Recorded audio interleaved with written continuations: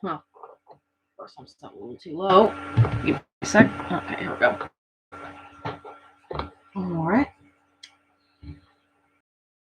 Okay, so I noticed last time, people stopped watching, so I have a funny feeling it was because I had that little card up. I thought if I had that up there, then you didn't have to worry about seeing me. But I guess in this case, I guess the card was a little too boring.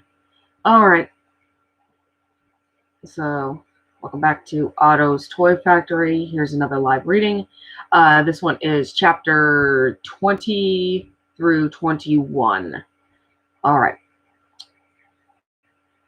Otto's Toy Factory, chapter 20, the final battle. My usual routine of distract, hide, and run was actually working very well against all of them. Whenever I hid, I would find a bush or fallen tree to hide under temporarily until they left, covering my body as best as I could. Covering my body as best as I could under the leaves. The motorist helmet provided me with plenty of protection, acting as camouflage with the dirt. Most of the time, the playthings thought my head was a rock and walked right by. Whenever they tried to bait me or startle me, they would throw rocks or launch a few fireworks here and there. A few times, almost right next to me. But the helmet protected me from the trauma, making it much easier to stay still. It was so obvious because they had the it was so obvious they had the minds of children, young and lacking in attention span. Just a simple noise disrupting the current silence was all they needed to investigate. However, some were a touch smarter than others, indicating that they were perhaps a little older. It took much more convincing noises to deter them. Often they would sit still and wait. Anything that sounds like a rock, they do shift them. Let's see. Often they would sit and wait, and listen for anything that sounded like a rock or a twig snap, and they would shift themselves in the direction of the noise, but they wouldn't leave their position right away. They would just wait. A living thing tends to make continuous noise.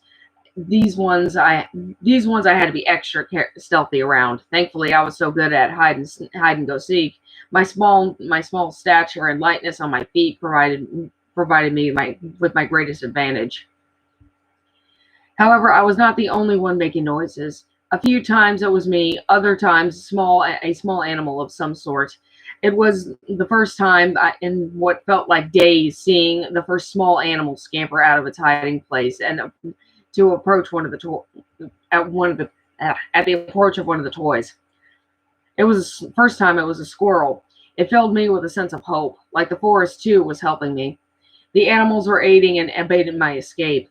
They knew the consequences. A few of them were caught, but they did it anyway, and they did it for me. Every once in a while, I noticed a slightly larger animal than just a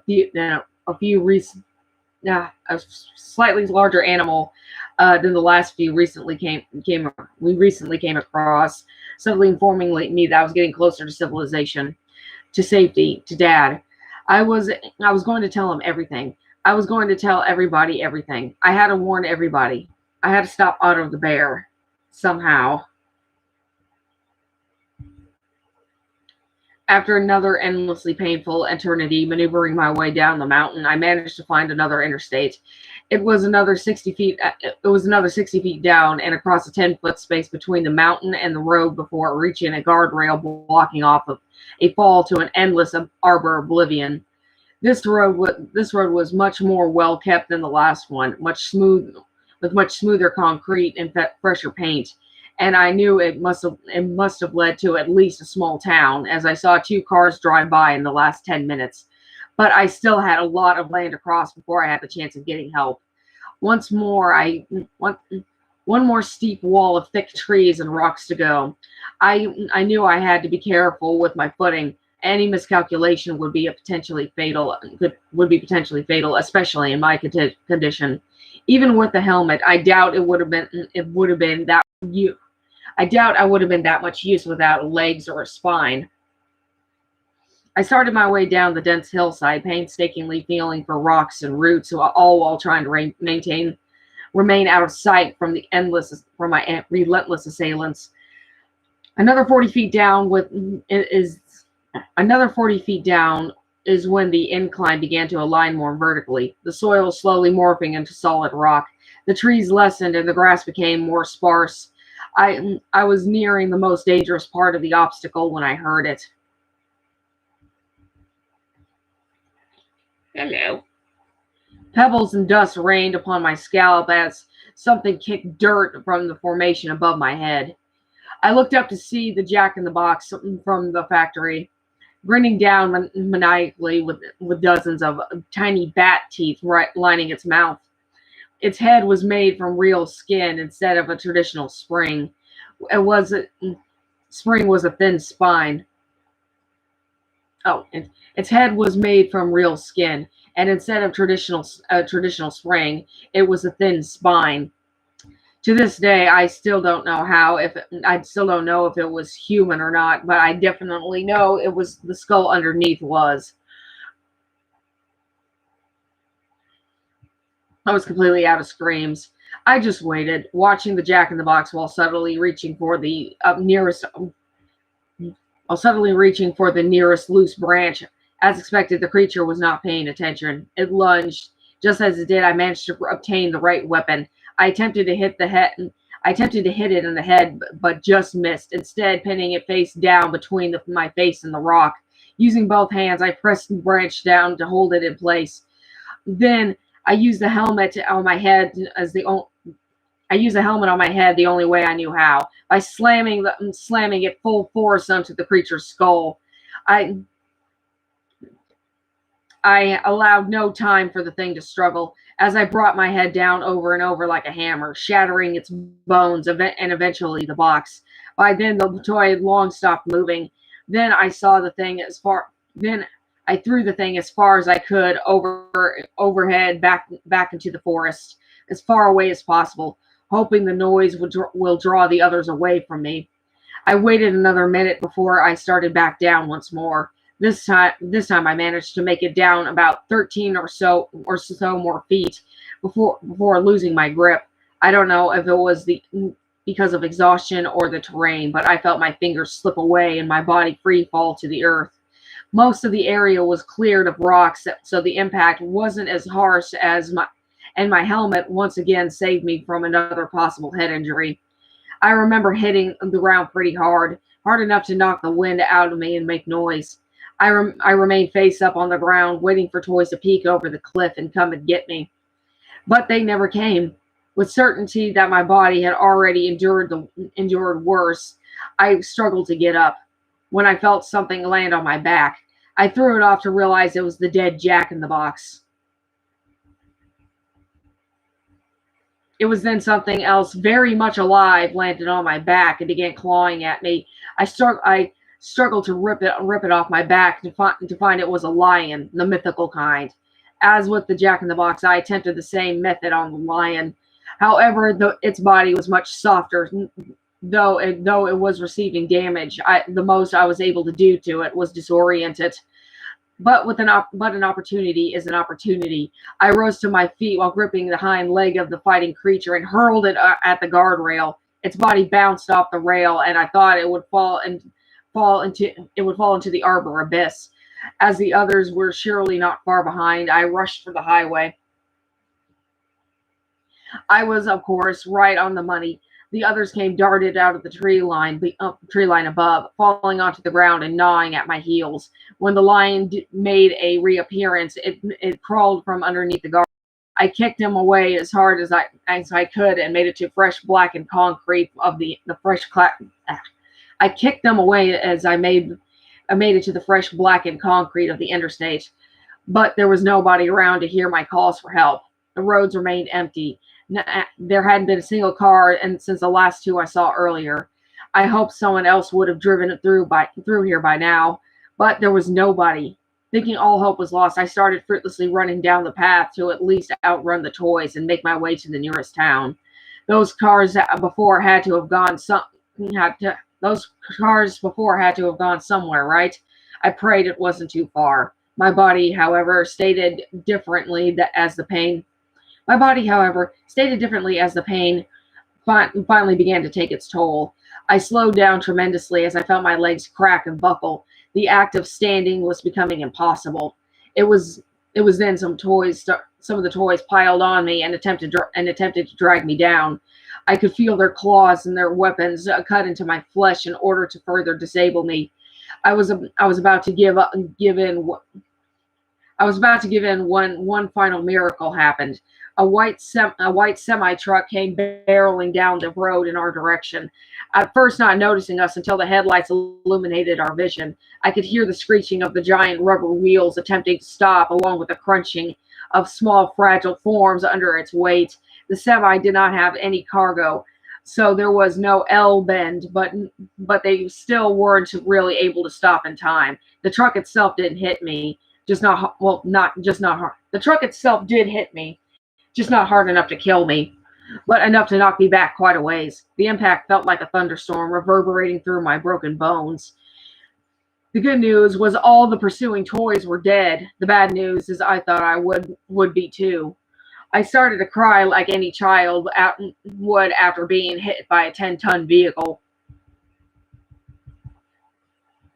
The owner of the vehicle instinctively hopped out after seeing the incident and darted straight for me and tried his best to hold back a scream. My appearance alone must have been enough for him to. My appearance alone must have been enough to inform him of what was going on, or more or less. I wasn't able to see what he looked like, ah, I wasn't able to see what he looked like, but the bright beams of light illuminating from his headlights made him look like an angel in my eyes. The, he couldn't really see my eyes through the helmet's cracked visor, but I knew but I but he knew I was begging him to get me the fuck out of there. The trucker went over the trucker went over his usual routine for someone who was possibly injured. Where it hurt, how bad, can you move, and so on. I told him yes and no, yes to the best of my ability. It didn't matter how many bones were broken at this point. I also didn't want to stay to. I also didn't want to stall any longer for obvious reasons. Once the even more painful questionnaire was complete, the driver picked me up into his arms, and carried me back into his semi. He placed me inside the passenger seat and secured my belt for me before darting to his side as fast as he could. To his side as fast as he could, paying no attention to the toy parts all over the road.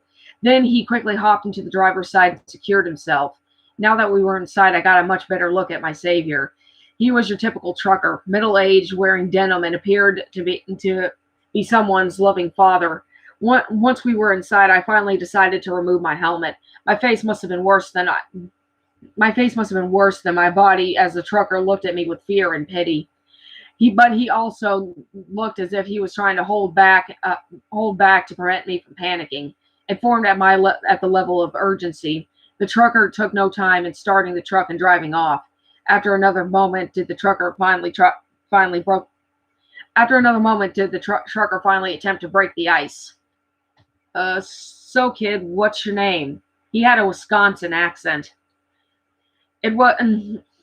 It wasn't just to break the ice, of course. It was just to get some information out of me, ensuring I was okay, and to aid authorities in my case. I took some strength to get over the shock before I finally managed to answer. My name is Lucas Gallagher. Good, good, he reassured me while keeping his eyes on the road. He asked me another question. How old are you? I just turned 8, I answered meekly. All right, good job. The trucker cheered once more. Okay, okay. Where are you from? I'm from Oroville, California, but my father and I moved to. A loud crash exploded on the right side of the truck, nearly knocking us off the road. Looking to the rearview mirror, I saw it was Otto speeding down the road after us in his Model T like a rabid Cruella DeVille. His car looked even worse than before, all torn and scratched up with lots of branches, twigs, and leaves jutting out all the divots and holes in the middle. It looked as if he just aimed. It looked as if he just aimed his Monster T, in the woods and hit the gas. It looked as if he just aimed his Monster T, in the woods and just hit the gas. There was a huge dent smashed into the hood. There were the trucker was caught off guard by the sudden appearance of the creature in his car. It took a moment for him to maintain control of the wheel, but every time he managed to gain some, he'd lose it as Otto slammed his car at the sides of the semi over and over again. Otto was smart. He knew hitting the semi from behind wouldn't, but the sides were much easier to cause damage. The once proud semi now slithered helplessly from side to side like a frightened runaway train as the driver gripped the wheel tight. It was hauntingly amazing. A concept that Otto's broken Model T could achieve such a speed, let alone dominate a much younger machine into submission. But the truck remained strong, slamming against its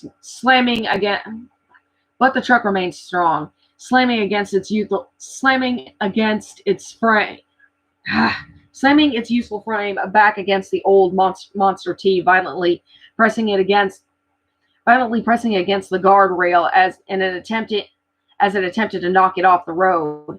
Yellow sparks flew from the side of the Monster T like embers from a volcano. As we reached a turn, the Monster T tipped a 45-degree angle. Otto screamed as the truck, with the aid of the surrounding gravity, attempted to push him over. However, Otto's car still refused to relent, and the unthinkable happened. The semi lost its strength and was forced to relent while Otto's Monster T regained its footing and righted itself back into its traditional position, while still keeping its pace with us. It was then Otto, in a fit of unbridled rage, applied one final hit, slamming into our truck with all the force he could muster. The spikes grafted to the wheels. The spikes grafted to the wheels of the villainous vehicle tore at the semi's rubber tires like talons against exposed skin. Once doing so, the tires popped like zits, and finally the truck could take no more. Otto slowed his vehicle just in time as the semi flipped over the guardrail.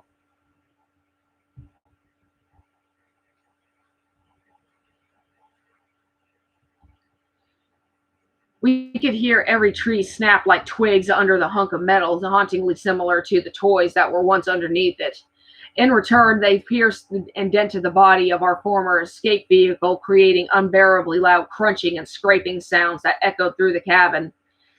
If it wasn't for our seat belts, the trucker and I would have gone. If it wasn't for our seatbelts, the trucker and I would have gone. Damn it. If it wasn't for our seatbelts, the trucker and I would have been bouncing up and down the cabin like dice in a cup. However, despite our safety, we were still feeling every impact, every jostle, every twist and every turn all the way down.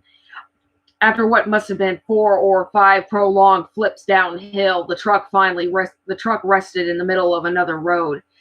It took several minutes for the dust and debris and pain to settle. For just a moment, everything was quiet once again. The trucker coughed and groaned achingly.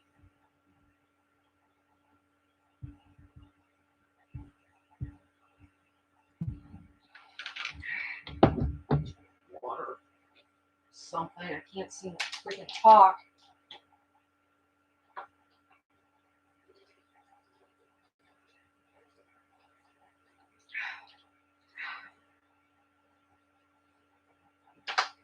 Ugh. I'm gonna speak up. Damn. Okay. Sorry about that. Hey, Luke, you okay? The trucker asked. All I could do was groan back. Yeah, I think. Good. The trucker replied with a painful struggle. He reached for the key and turned it. The truck kicked but refused to turn over. Oh, come on, come on!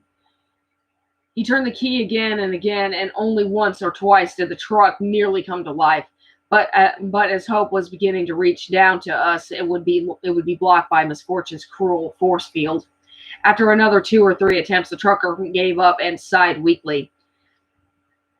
Another moment later, after weighing and balancing his options, he reached for his glove compartment. In there, he had a simple revolver containing 6 bullets. Then he reached for a section between us that in his makeshift bed behind. It was a wooden poker stick one would use to pick up trash from the side of the road. Then he looked around the cabin for anything else that might help us. First he found some granola bars he kept in a plastic grocery bag in a center compartment.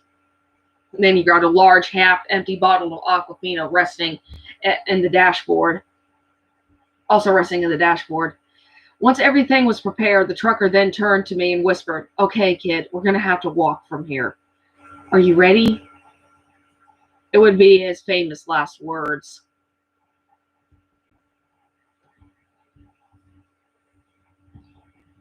I'm ready. Otto announced from the tree line as he threw his Model T into the truck. It slammed aside, jostling both of us and crashing the truck and causing the truck to fall over it slammed into the side, jostling us both and causing the truck to fall over on its side, my side. The impact was so strong it forced the trucker to drop his gun, which bounced to the floorboards. The windshield busted out from his frame onto the street. Then Otto ripped his car away and sent it rolling onto the guardrail. As he tackled the truck, as he himself tackled the truck with his own body, crawling on top and ripping the driver's side door open from its hinges. Before the trucker had time to react, the demon bear was already upon him, mauling him in the traditional fashion, his teeth and claws ripping into flesh like construction paper. All the innocent man could do was scream and cry, begging for his life to no avail. During his struggle, the truckers dropped his supplies, including his remaining weapon, the wooden poker. I thought of nothing else but and grabbed both weapons and the bag of supplies and stumbled out of the truck via the windshield.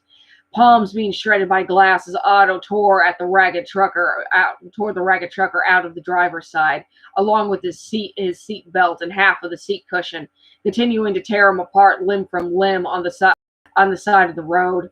Picking himself up Picking himself up from the side of the road, I Picking myself up from the side of the road, I could do nothing but watch as Otto ripped the poor man apart like a paper shredder on a rag doll before yanking what was left of him off the ground and throwing him into the woods. The trucker's body hit a tree, sending what was left of him pinwheeling into the wilderness. There was a long pause as Otto growled ominously from behind the giant demolished automobile. His remaining children peeked from behind the trees. Traditionally, I would have run, but not this time. I was done. The cycle was endless. Otto would just keep hunting me until the end of time, and if not over the edge of the earth. Running and hiding was pointless. I could never get away for long. I could never be safe. Nobody I knew could ever be safe. The only way I could stop him is that I had to fight him. In that pause, I observed my environment. We were on a lower part of the mountain, but there was still much farther way down. The road was virtually the same as the one above, with the same type of guardrail. However, this rail was blocking a steep slope leading to a sheer drop. I could see only tips of pine trees instead of trunks and branches. There was even another mountain across from us, divided by a raging river. Jutting, jutting from the angry stream were sharp rocks and broken branches, and the water flow was still heavy from the and the water was still heavy from the previous winter. This was my last stand. What did I tell you about talking to strangers, boy?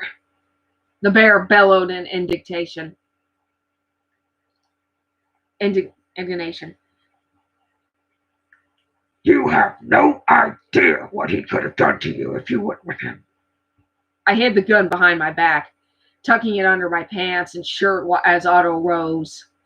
Then I backed myself up against the rail, tossing the plastic bag of granola bars and Aquafina into the bushes for now.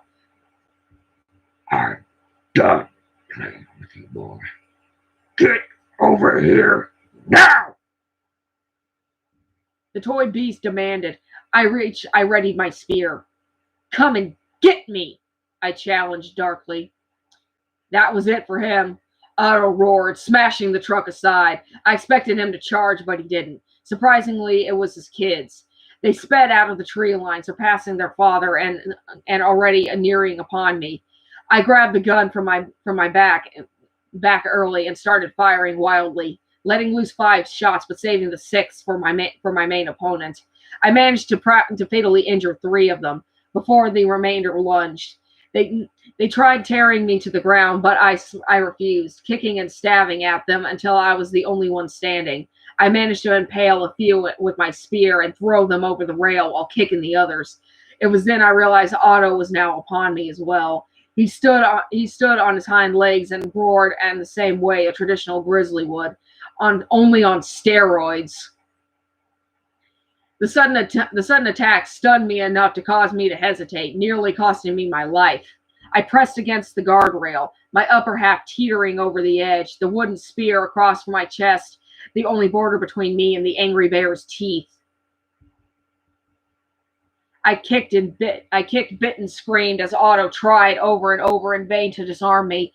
Then I was finally able to get my feet in front of his belly and kicked as hard as I could. Otto stumbled back in shock as I was able to land Otto stumbled back at the shock, and I was able to land back on my feet instead of falling backwards.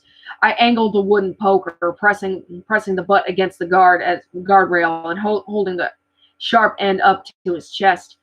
When Otto lunged again, his chest right through the zipper, where his heart should be. His weight made the situation worse as he fell into the spear, causing it to protrude through his back.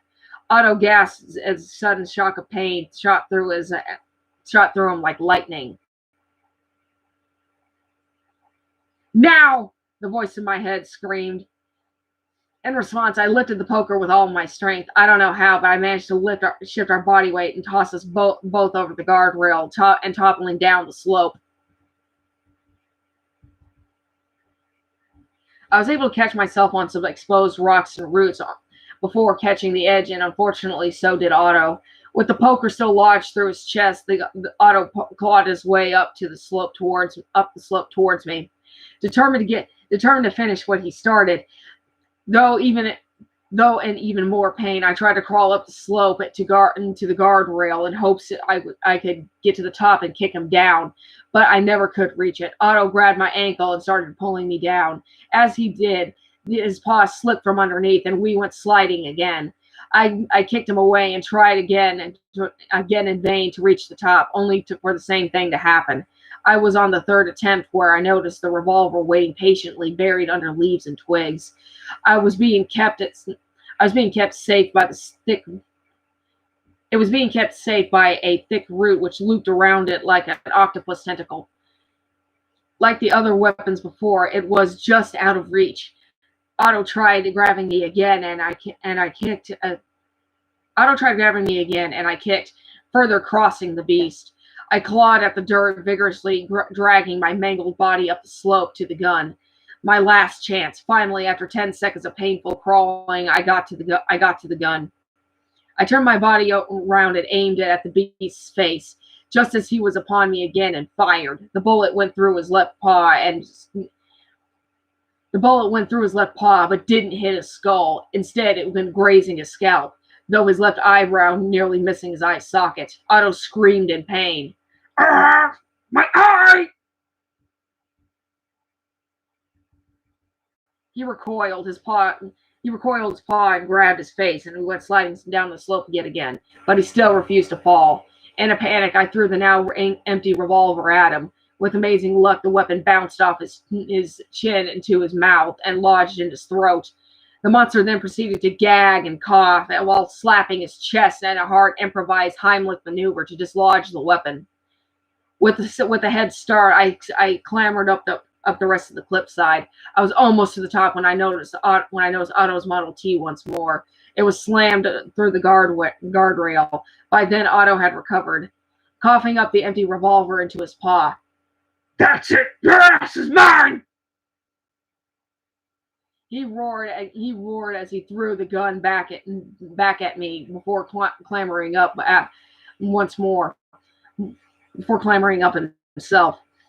The gun bounced off the top of my head and rolled back into the bushes above me, causing me to dwindle only a few inches. My vision blurred, my hearing became fuzzy, and only for a few seconds I forgot where I was.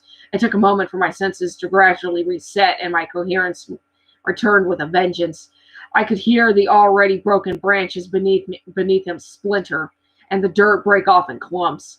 I turned to see the nightmarish sight of the creature as he tried desperately to fight gravity up the cliff, ripping out roots and chunks of dirt and sending them to cascade down the slope. His face taking on a hair-raising expression of psychotic animosity, with a demented shark-toothed smile highlighted by acrimony. If he had eyes, I imagine they would have been like a Disney villain, big, bulging, with whites ringed with blood red. But no longer was he interested in being my friend or my father. He was now interested in ripping my guts inside out, leaving my body as a tool for some kind of wretched example for future victims. The wooden poker was still pierced through his chest, slowing him down and making it impossible for him to grab anything without immediate pain. I looked back to the villainous vehicle and found a way for it to become my hero. The monster T destroyed the rail. Its body ripped through the metal. Its back wheels were the only part still on the road. It was driven so far over the edge that it should have fallen. But what was preventing it was a small collection of rocks clustered beneath the tires, holding it in place.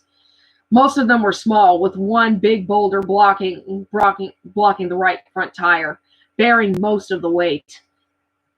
Behind that big rock was a narrow space that I could nestle behind. I had no time to think of another way.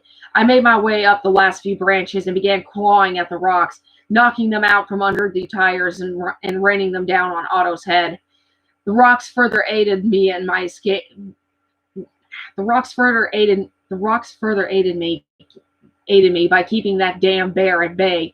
And as I reached for the largest rock, it was bigger than I was, so there was no way I could lift it. But I could push it. I maneuvered through some of the bushes around the rock and positioned myself behind it, next to the vehicle's right tire.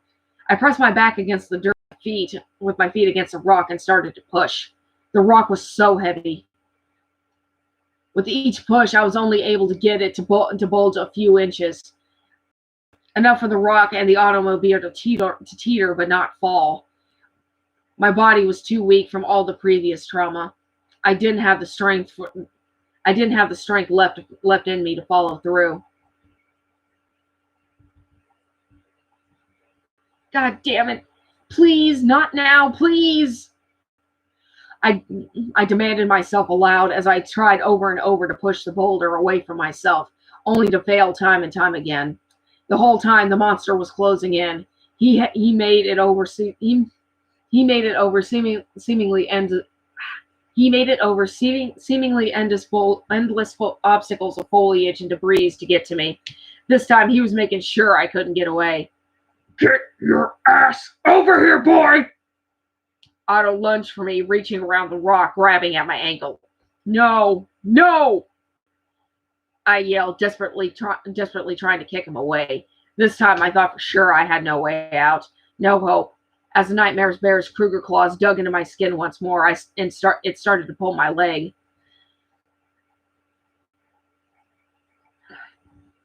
The first time it hurt so much I thought he was going to rip it off. Fresh blood oozed from my flesh and formed a new stain on my torn jeans, rendering my right leg useless. I said, get over here now!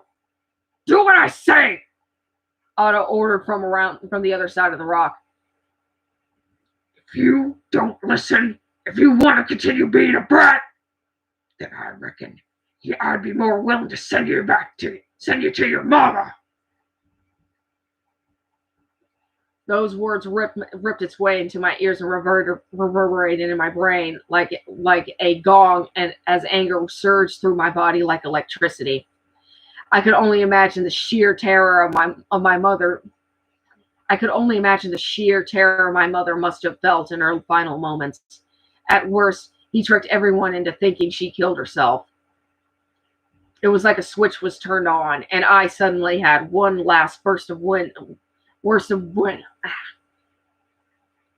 It was like a switch was turned on, and I suddenly had one last burst of wind to breathe into me. A fire ignited in my heart as I screamed, and I pushed the rock with my free leg. With that one push was all I needed. The rock leaned forward in submission and fell on Otto's face, forcing him to let go one final time. I rolled to my side and covered my head, letting the gravity take care of the rest. The bear stumbled almost all the way down, but catching himself at the very edge of the cliff. He threw the rock aside out of a fit of rage, not noting his own car was barreling downhill, straight for its former master. By the time Otto's eyes met the eyes of the monster T, it was too late. The bear was hit by his own car for a second time, only this time he was unable to recover. The vehicle struck his stomach like a bullet fired from a cannon, launching both of them into the air. It was almost as if it happened in slow motion. Glass and metal exploded in all directions in great detail. The giant toy key dislodged from the back of the vehicle, turning on its heaviest end towards the cliff as it descended. The wheels continued to spin as they began to detach themselves from the body at random areas, and as the front axle broke in half, forming temporary sail. No, it broke in half. All the doors flew open like butterfly wings as the roof of the tore from the car's fragile metal frame, forming a temporary sail before unveiling Otto the bear's final exaggerated expression. Eye sockets wide open. He was shocked by the situation unfolding before him, unable to process just what was happening in that moment. He knew he was hit by his car, not that he was in midair. His arms flew backwards as the impact resounded through his soft body, conveying an illusion that he wanted a hug. The impact from the car caused the wooden poker. The impact from the wooden car caused the wooden poker in Bear's chest to launch through his back like a rocket. It wasn't until he noticed the expression on my face did he realize what was happening. Now conveying a new expression one may have had. Now conveying a new expression one may have had when they played a game and realized that they were good at it. Wait. Now conveying a new expression one may have when they played a game they're really good at and realized for the first time they just lost. The demon bear flew backwards a good 10 feet or so before he and the monster T went plunging into a wooded and watery oblivion.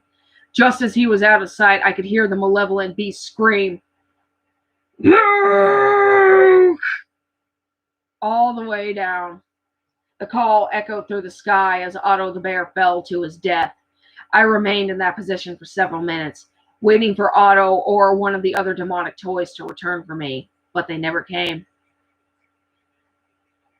Once I had determined that the coast was finally clear, I drug myself the rest of the way up the slope and crawled under the guardrail to safety, crawling just a little bit more to make it back on the road and making sure I was far away enough from the edge as possible. That was when I blacked out.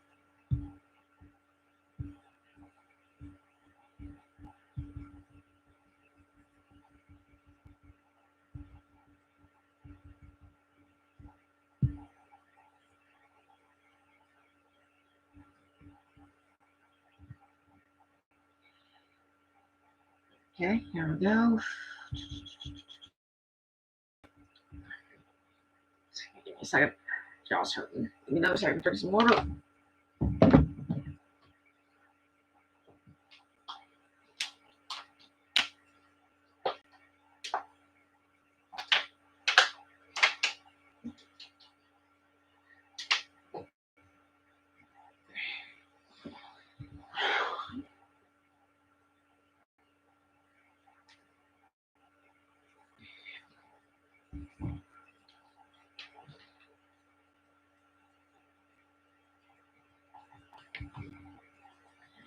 Okay. Otto's Toy Factory, Chapter 21, The Walk Home. Oh, Chapter 21, The Aftermath. A few hours later, I woke to the hot sun beaming in my face. It was like a warm greeting I usually got from my mother when a new day would be waiting for us. The birds were singing in the trees. It seemed to be midday with the scorching hot temperatures. Despite already being sunburned, I never thought I'd be so happy to see daylight. After a few seconds of staring at the blue canvas of After a few seconds of staring at the blue canvas of clouds, I gradually looked around to survey the damage. The truck had demolished countless lines of pine trees, creating a messy path up to the rocky tier above. The semi itself looked like a smashed up tin can, resting on its side and riddled with countless dents. You thought it would be a part of some mile-long pile-up. Busted shards of glass decorated the pavement like sharp diamonds glistening as they simmered in the hot sun. The guardrail was even worse. Its metal rail was torn away from its wooden posts, hooking outwards like from the overpass like a busted fingernail from its cuticle. What was left of the poles stood splintered and cracked, the only remnants of Otto's Model T that remained. From the silence, no cars had passed on the road since the semi. If so, I would have already seen. I would have already been If so, I would have already been rescued. Otto had not returned either. At last, I was free of him. I remained on the ground for what seemed like hours before finally coaxing myself into getting up. It was so painful. Just the act of a simple motion was proving difficult. But I knew I had to get up to keep moving. I didn't know where I was, and desperately needed to find civilization as soon as possible. Also, I wasn't sure if Otto was truly dead. I didn't recall hearing a crash. The overpass could have been a lot deeper than I thought, but I did not. But I didn't bother to check. My new objective was getting home. I fished the plastic bag from the side of the road and started my journey down the mountain. Following the road, every step was pain, every inch was agony, but I had to keep going. If Otto was still alive, I needed to put as much distance between us as possible. Every step I made was a step closer to home. I walked and walked down the trail for hours until it was nighttime. Then I walked some more. I couldn't stop. I couldn't afford to rest. My first night on the street alone was the worst. Every sound I heard, I thought it was Otto or one of his kids hiding nearby. The cold stung at my bones like a voracious wasps defending their nest. My eyes could barely stay open as my body ached for the rest or at very least a doctor. I, I, I tried staving off my body's endless whining by taking small bites of granola bars and taking a few careful sips of aquafina. Though the supply of nutrients dulled the pain, it did not eliminate it. The return of the morning was nothing more than relief, easing my pain and reassuring me that I was out of my nightmare, if not out of the woods. The weather outside was much cooler than the previous day, making travel a touch easier for me. I continued my path down the road, abandoning the mountainside and finding more clues of civilization nearing. I started to hear the sounds of cars driving through a nearby highway and lines nearby highway. I started to hear sounds of cars driving through a nearby highway, and the road I was on shook more and started to look more and more tame. The pavement was becoming much smoother, and the lines were becoming more brightly colored with fresher paint. But still, no cars came. I didn't see any houses or any ranches or farms. I continued down the road another night, finishing my granola bars, but saving the last of my water. I only had about a fourth of a cup, and I didn't know how much more walking I was going to do. No longer was I looking in fear of Otto and his kids. Now I was looking for more common dangers like rattlesnakes or even a car. Finding it would be great. Being run over by it, not so much. I would have I would have to do something to get the driver's attention before they missed or hit me. It wasn't until the following afternoon I was rescued at last.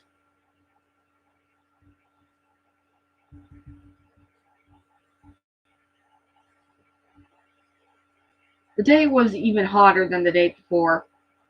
I could see and feel the heat sweltering from the pavement as I drank the last of my water. There was very little shade on its part of There was very little shade on this part of the road, allowing the sun to pelt me with newer sunburns on top of my old ones. My body had just about reached its breaking point. I could barely walk. My legs felt as if they would snap from underneath me with every step. Eventually, I heard a car driving on my road, heading towards me. At first, I was relieved until I listened more closely to the motor. It sounded like a car. It sounded too far.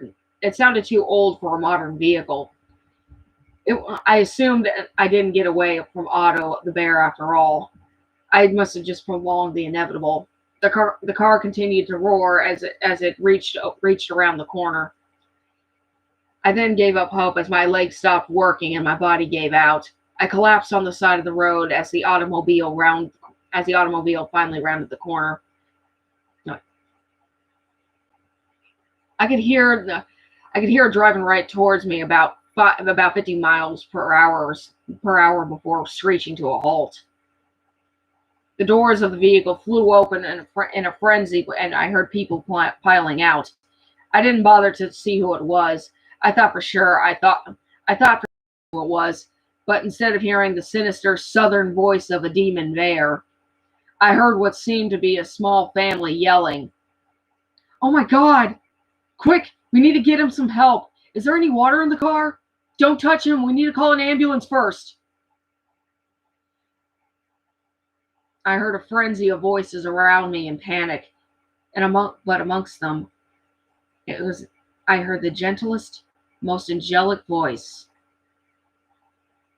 that it sounded so much like my mother say, "Hello, sweetie. Are you okay?" That was the last thing I remembered as my vision faded to black. Soon after, police and medics arrived and took me to the hospital. I was half dead from exposure after another few hours, and it could have been too late. I was in the passing days afterwards. I found out I was in Tionesta, just over 130 miles from my own home. It took them a couple of days to find my father based on the information that I had given them about me. Well, back when I was finally able to talk. I knew my name, but that was about it. I still hadn't memorized our address or our new address or phone number yet, but I did manage to tell them my father's occupation and where we used to live to help narrow down their search. That combined with my clothing and where that and the type of clothing I wore, they were actually able to pinpoint my father.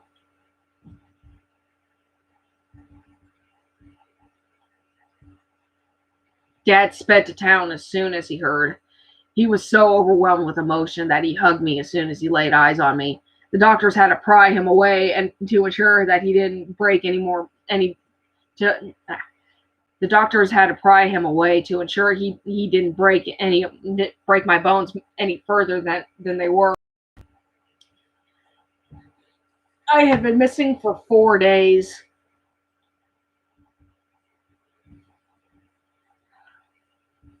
I had 5 broken ribs, a fractured right arm, coupled with some back and neck vertebrae. Damn, a fractured right arm coupled with my back and neck, some of my back and my neck vertebrae being damaged. My right leg my right leg had dislocated at the hip, while I fractured my left leg in 3 places. My left wrist was broken. 2 of my teeth were chipped, with my jaw broken in 2 places, and I had a few hairline fractures in my skull. It was a good thing I never lost consciousness, or I could have. It was a good thing that I.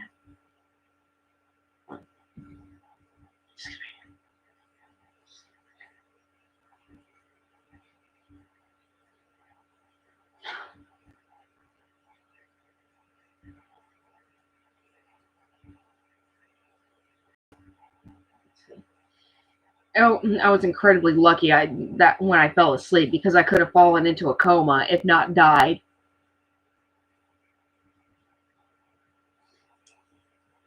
I would have some brain damage out of all of this, but unfortunately, I would have some brain damage because of all of this. Now I have a much more trouble with short-term memory and impulse control. Not to mention the insane amount of torn and pulled muscles and ligaments I had. It would be amazing that I could still lift anything heavy ever again. My body was riddled with a myriad of scrapes, with bits of broken glass and splinters covering my face, legs, and arms, all red and swollen, seeping pus around the foreign objects. What was worse was my lungs. They were caked with debris, causing me to develop severe asthma after being exposed to a record-breaking amount of asbestos. I would have to use an inhaler, most likely for the rest of my life as well. The process was going to be long and grueling, but I would make it. They had to use powerful antibiotics to combat the infections and perform a lot of surgery to reset my broken bones. Since the act of combine, since the act of cough, Since the act of coughing was too damaging for my ribs, surgeons had to install tubes to drain the fluids out of my body. It would be months before the doctors were finally able to consider physical therapy.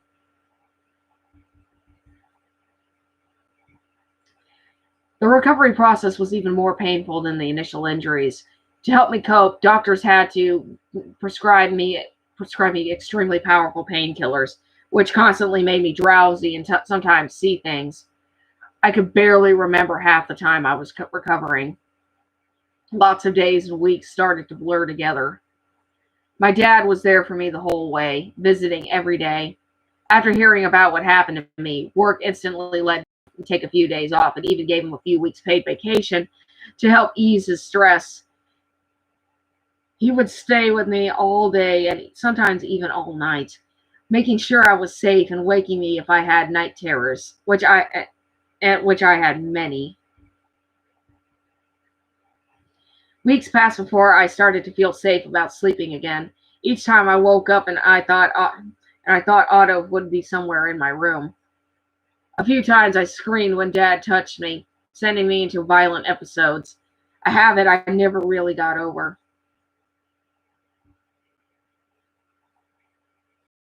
I kept dreaming about Otto and his hellish toy factory. The endless whirring of conveyor belts and endless banging and clunking of machines as they pumped throughout the building.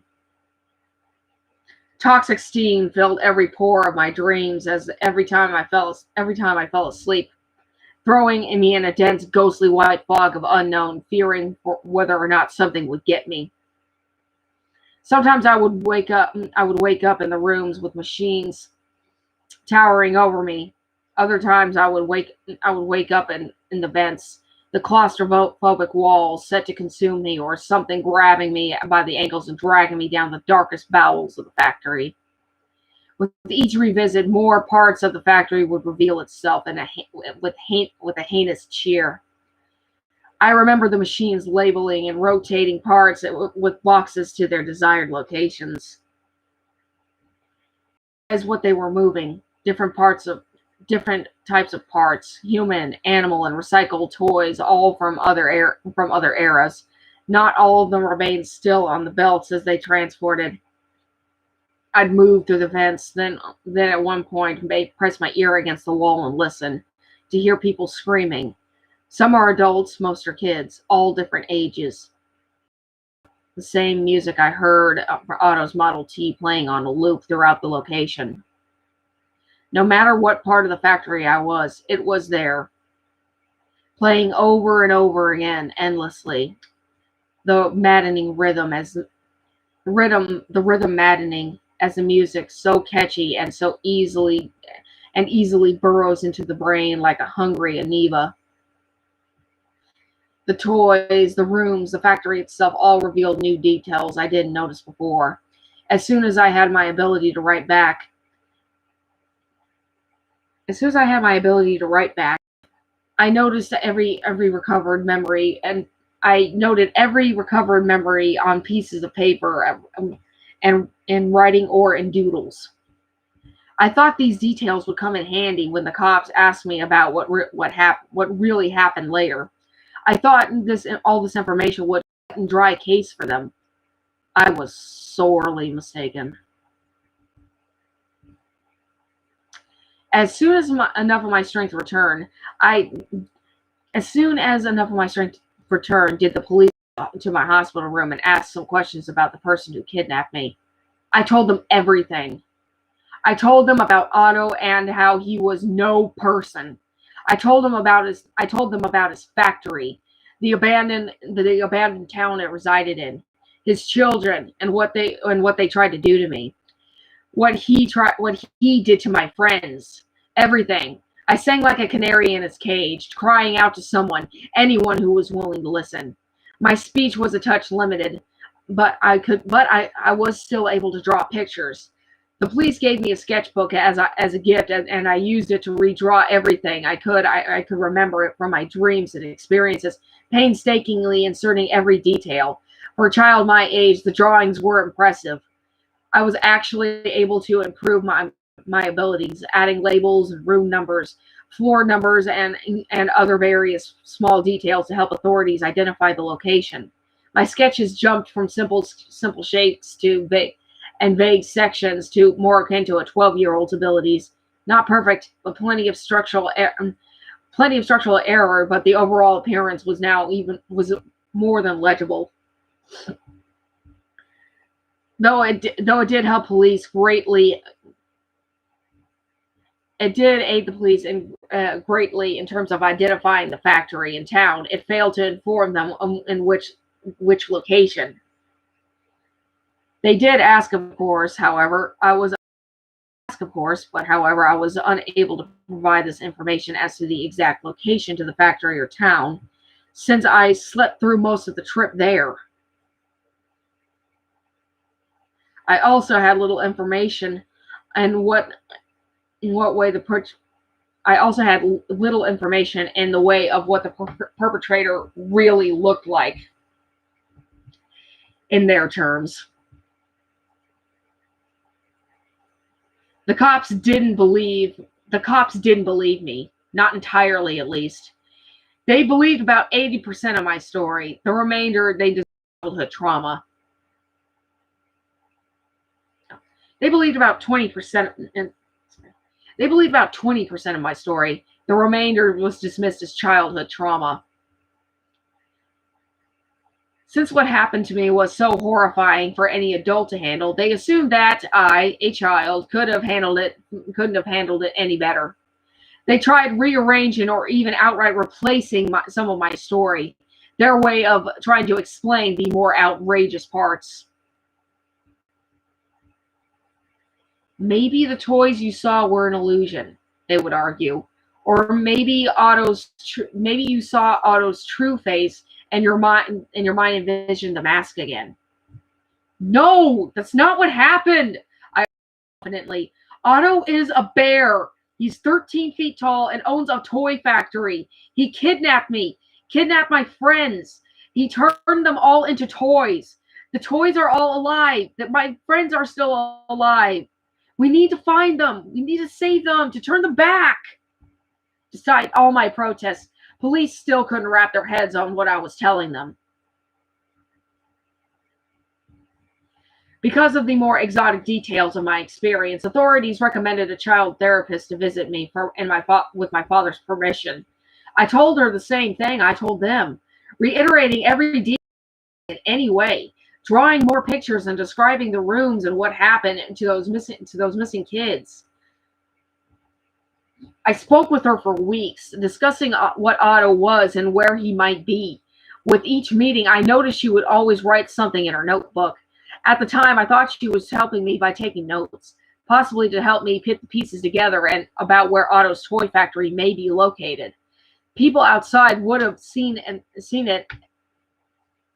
People outside would have seen it as a little detective case through my eyes. I insisted she believed me, but like the other authority figures, she didn't entirely. After a few more meetings, the therapist read further into my case, studied my pictures, and reviewed her notes. What I assumed to be the unthinkable happened. She hypothesized to the authorities that I had a severe mental breakdown, and as an act of self-preservation, my mind replaced vital information with figments of my imagination. This response ended up blurring fact and fiction together and preventing me from understanding the difference. No matter what I said, nobody would take the actual facts into consideration. Instead, all of the adults mapped out their own theory of what happened. The theories got worse when they heard of my mom's supposed suicide, assuming that they may have been why my description of Otto the bear seemed so skewed to them. I would have told them to look closer to what happened to Mom, but Dad opted for her to be cremated. Everybody unanimously agreed the kidnapper who took me was the same person who kidnapped my friends, broke into my school, and killed those passing teens. They also agreed that Otto the bear had possibly been doing this for years. Those parts were the only parts that were true, in their opinion. Everything else was explained away to me and my father by my therapist.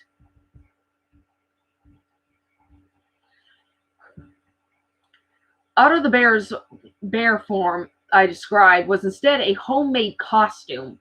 He wasn't really a bear, just a guy in a costume, arguing how it is not uncommon for a child to put complete trust in a costumed character, even if the costume is cheap or homemade. Because of my mother's supposed suicide, it was much easier for the perpetrator to lull me into a false sense of security.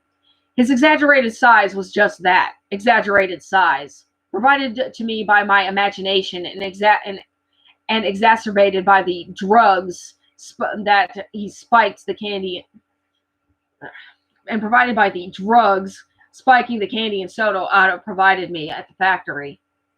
Authorities also assumed I'd possibly been accepting candy from Otto for a long time before he lured me to his factory. Further aiding him into keeping his true identity secret, Of course, Dad would assume I was talking about an imaginary creature when providing a drug-induced description of him. Though police were swayed at the possibility of the man being taller than average, they were thinking along the sides of Cerebro Gigante. This would make a person much taller than average, tall enough for a young child to confuse their abnormal size for something much, much bigger.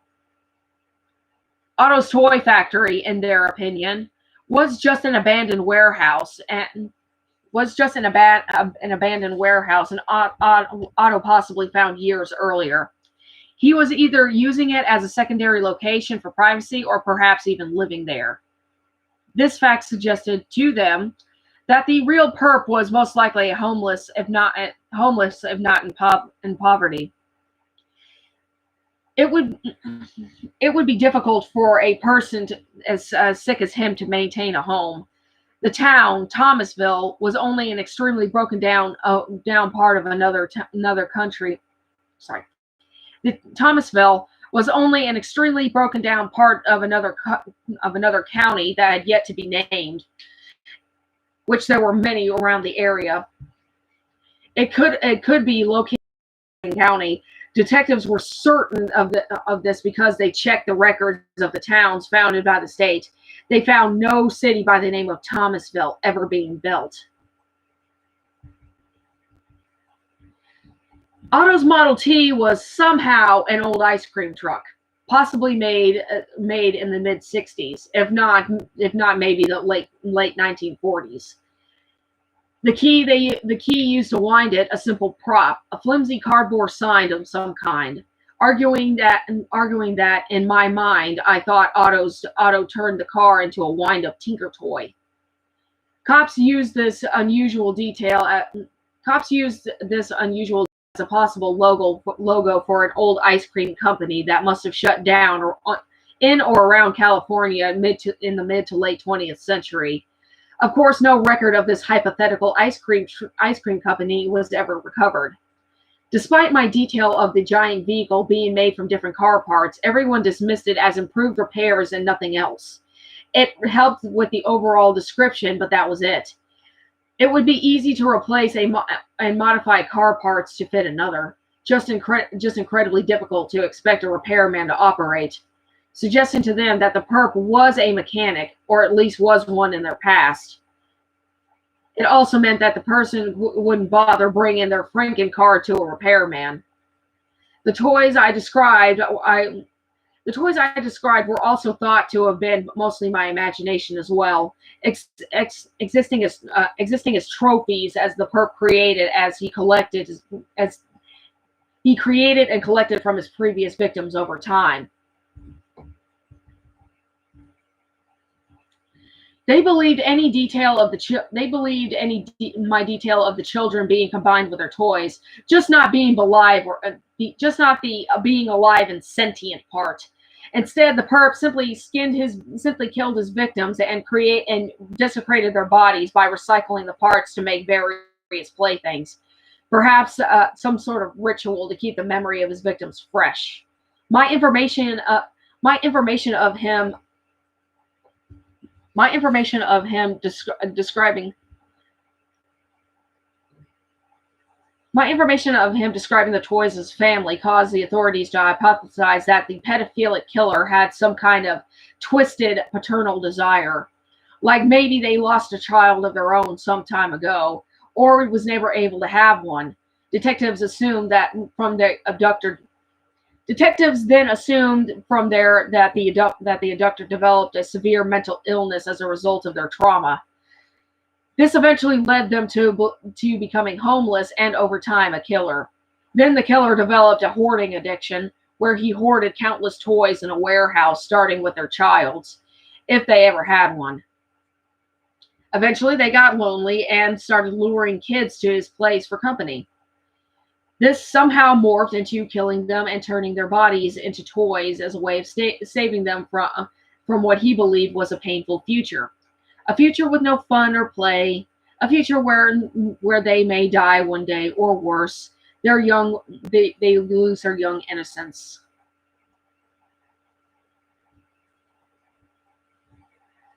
All that was known to this person was that they were that all that was known to this person was that they thought they were helping, substituting their victims' screams and cries with cheers and bright as delusions of grandeur. From there, authorities assumed when he from there authorities assumed when he found me, using my mother's suicide to get close to me, stalking me. From there, authorities assumed that was when he found me and started using my mother's suicide to get close to me, stalking me for months, killing my bullies and everyone else who was mean towards me as some kind of sick effort to impress me, including those teenagers who passed by and made a rude, including those teenagers who passed a rude comment that night. Though police did consider the idea most likely dead because of the events I described, but just in case he somehow survived and tried again in another state, they put out an APB, telling the public to look out for a 10-foot to look out for a telling the public to look out for a character who went by the alias Otto the Bear.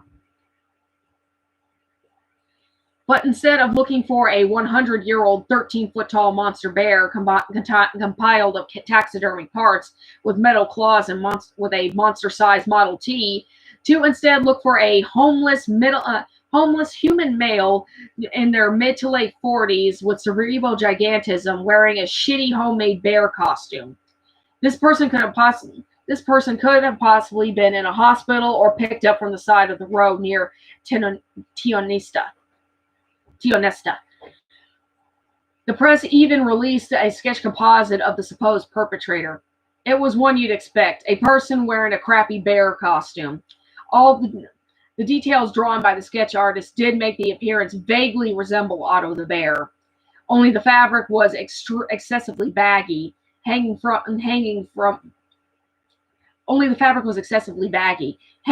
a much taller and slender figure with human eyes and that you barely see because of the crude eye holes cut into the mask, casting the illusion that the perp had no eyes. Another detail my imagination supposedly whipped up: a metaphorical monster luring kids to his mythical ice cream truck with the promise of candy and toys before hauling them to his warehouse and add to his collection.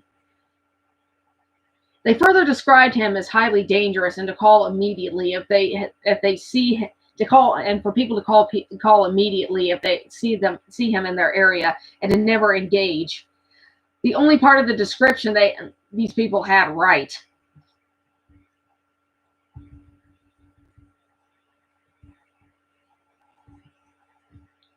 Police detectives saw a ray of hope when I argued that my friends were alive, until their remains were finally located.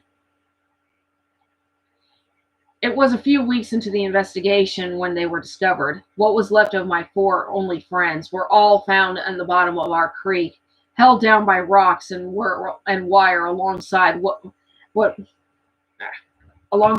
little fat was left of their favorite toys. It was then I remember the horrifying confession from Otto, how he didn't need the whole body to make a new toy, and that he must have hid them sometime after my escape. This to me was more than enough evidence to prove that my attacker was still alive. Despite all my protests, authorities assumed he hid their bodies before kidnapping me, still refuting the idea of children's souls somehow being put into toys. They argued Otto, the human, simply killed them, used what he could, and tossed what he didn't need it like trash. Still, I insisted that they were wrong. It all finally reached to a head during my last trip to the therapist. I continued to play like a broken record, highlighting my points and asking questions that I was certain they couldn't answer. Why haven't you found the bodies of the teens or my bullies? However, my therapist explained, he hid the bodies in other parts of the wilderness. What you saw in the warehouse was just your imagination running wild. The darkness and stress can make your brain play tricks on you. I knew what I saw. How could they say that? They were alive. Otto found a way to do it. I then mentioned how smart Otto is. He comes off as childish, but he's smart and he's a smart bear. He was only tricking you. He's tricking you into thinking he was a person. You have to believe me, he's not. He found a way to turn people into toys, to make them do his bidding. He had to have been doing this for a lot longer than you think and for him to cover it up so well. She still refused to consider the idea of Otto being a bear. Still some type of metaphor for something. Say you did interact with a real bear, one bigger than usual. How could a bear, 13 feet tall, get around a school or a small town without being seen by anyone else? How could something that big not make any noise for anyone nearby to hear? Why has no one else seen him but you? How has no one seen the car you described? Why was there no record of a town called Thomasville, if it ever existed? Because it never did. And Otto was never a bear. The only way he could do all of that is if he was a person. Just a person. A person with an average old car. No human, let alone a bear, could drive a car so damaged without it breaking down. It's impossible, no matter how many repairs you give it. Thomasville was never real. It was a place Otto made up in his mind and projected into yours. It was then my frustration blossomed. But I saw him nearly every day. I played with him. We exchanged notes. He told me everything in detail. He can't do it all by himself. That's why he needs the kids alive. He's using them to make more toys. Where are these notes? The therapist asked. I couldn't answer. I never saved any of them because I never had the chance. Otto was always the last person to receive the note at the end of every conversation. Otto set me up for failure. I was so desperate to prove them wrong that I had to grasp at something. It was then I remembered the cave I witnessed Otto hide in when we were playing. Perhaps there's a secret entrance leading to Otto's toy factory. Perhaps he used it instead of his car to get where I was. Maybe there are other caves like it nearby. I hypothesized confidently. This could have been the smoking gun I needed. We could follow it and... Luke, nobody found the cave you described to us. It doesn't exist. My father chimed in with certainty. I was with everyone when we went looking for you. We searched the entire woods for you. Cops checked the area. Locals checked. I checked. There was no cave. Dad was always such a realist, usually smelling bullshit a mile away. But he was wrong this time. It just couldn't accept it. The therapist spoke again. Now, it's possible for caves to be in those woods. Perhaps even old mine shafts. But even if it did, Luke, it's highly doubtful this cave in question could lead to your kidnapper's location. It's probably just a hiding spot. Again, it was yet another scenario my childish mind made up. I was so frustrated that I began to cry. Why wouldn't anyone believe me? Why couldn't the adults just turn on their suspicion and belief, or just why couldn't the adults just turn on their suspension of belief just for 1 second and consider the possibility of something inexplicable or even supernatural existing in our world? How could they just dismiss all this stuff as as childish imagination? How could they think I could be so stupid? I buried my beet red face in my hands. Why won't you listen? Otto was a bear. He was. I screamed through my tear-coated fingers. He took me to his factory. None of this was in my imagination. I didn't make this up. It's all true. I'm not stupid. He tricked me. I thought he was my friend. Like a busted record, I screamed like a busted record, screeching a defeating tune. I repeated it over and over again, hyperventilating between words. All everyone could think of to do was console me. My father hugged me, and my father hugged me as the therapist explained. We know, Luke, none of this is your fault. He lied to you, and you, wanting friends so badly, wanted to believe him. No one blames you for what happened. We're going to help you through this. Her words were the finishing blows. Help me through what? Hell? I've already been through hell. All the stages. I didn't need help. I didn't need help for me. It was for my friends. How could they see me as a victim? I'm a survivor. I endured something most adults would have pissed their pants and lost their minds over. I know. I already saw it happen before me. That was it for me. I was done talking. Once I stopped talking completely was when the adults stopped believing my end entirely, blaming it all on my mental breakdown. So, alongside my usual pain medication, my therapist prescribed me with some other drugs to combat the mental trauma I endured. When I recovered enough, when I recovered enough, they relocated me to a mental hospital to further heal and repair my mental scars. Obviously, the perpetrator police thought they were looking for was never found, as there was no further evidence, no more sightings or missing persons cases reflecting Otto's behavior. Police stopped investigating. Closing the case under the assumption the kidnapper must have died during his fall and leaving the files in the back of the police headquarters to collect dust. With all this new evidence found, the other county still didn't release the 3 transient meth heads who were blamed for Barry and the teens' disappearances. Turns out they really did kill somebody in another state, so their sentences remained when they transferred to a new prison. Nobody considered their testimonies on what they saw the night before they were arrested. All 3 transients were killed. All 3 transients were killed during a prison riot a few months after their transfer. I remained in the hospital for another year before finally returning home with my dad.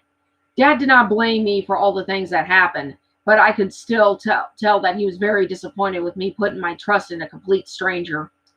Despite a whole year of adults attempting to reprogram me, my beliefs remained strong. I knew what I went through, and for every older person to say otherwise, like they were there, was so insulting.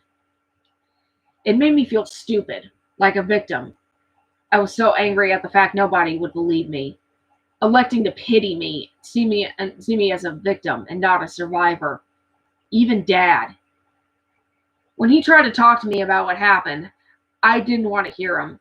In a fit of rage, I mentioned how Otto told me about his relationship with the unnamed coworker, which I think destroyed him forever. He didn't really bother me after that. Everything had pretty much quieted down after I came home, but the impact of Otto's rampage was still very prominent. I won't exactly know when, but our neighbors would grow increasingly agitated of Dad, blaming him for the disappearances of my friends. None of this terrifying shit went down until we showed up. That's the only way the town could explain it. No one blamed me for what happened, but they still didn't let their kids go anywhere near me. They were worried about my father. You could feel the atmosphere of the town, as in more from a happy tourist attraction to a reclusive husk of its former self. Like before, no one wanted their kids to play outside for very long, while others struggled with the idea of letting them outside at all. But this is the era of video games really started to influence the modern children. So most elected not to go outside anyway. Their new Game Cubes and PlayStations always being available to keep them occupied. Those who have yet those who those who have yet to own one of those appliances simply played with their toys indoors. I, on the other hand, did not do either. I didn't want to have anything to do with my toys after spending that night at Otto's toy factory. I refused to play with my toys, not even the newest ones I received during my stay in the hospital. In fact, as soon as I got home, I threw out all of my toys. I couldn't stand the sight of them. Even though they were truly just simple playthings, I couldn't help but feel threatened whenever I saw one in my room. I couldn't help but think, what if one of these toys is one of Otto's children in disguise? The good news was my father never had to worry about what to get me for my birthday or for Christmas ever again. The bad news, I could never be a normal child anymore, nor could I relate to any.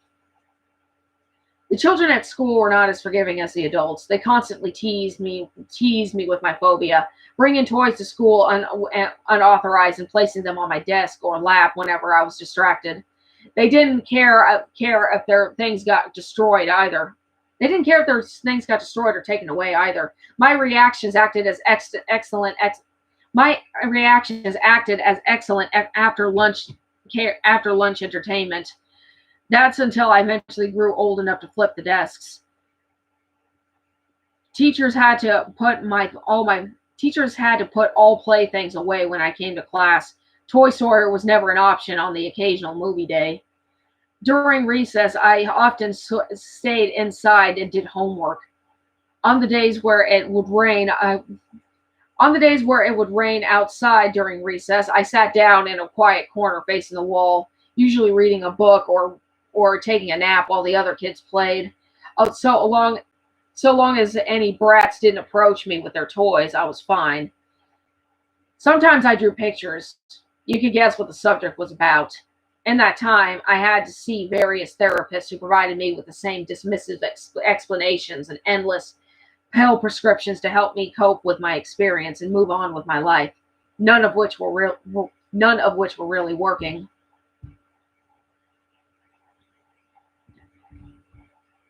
We're gonna go ahead and end it there. That was Otto's Toy Factory, chapters 20 and 21. I won't be able to post anything Monday morning because have I will have a engagement by that time, but I will have something else posted on Wednesday. And I have noticed that some parts of it are getting kind of boring. That's because I have never fixed these sections yet. I haven't gotten a chance to edit them. I will be doing it in the future. Right now, I just want to narrate the story and finally get it out on the map. Okay, so thanks for listening, and thanks for listening, and have a good day. Bye.